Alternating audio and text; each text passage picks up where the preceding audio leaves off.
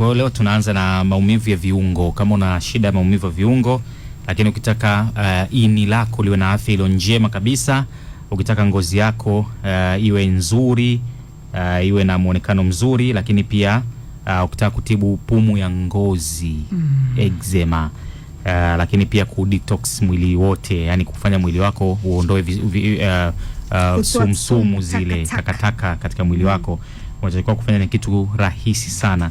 Unachukua maji ya moto katika kikombe, alafu unaongeza kijiko kimoja cha manjano, alafu unakamulia limao. Alafu hii unakunywa asubuhi na mapema kabla hujala chochote.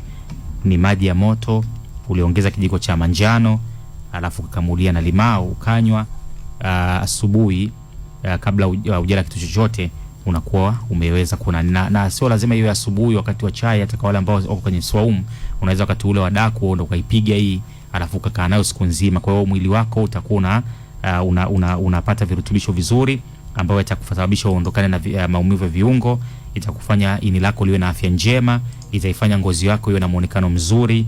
Lakini kwa wale ambao wana tatizo la ngozi, hasa pumu ya ngozi, pia itaondoka.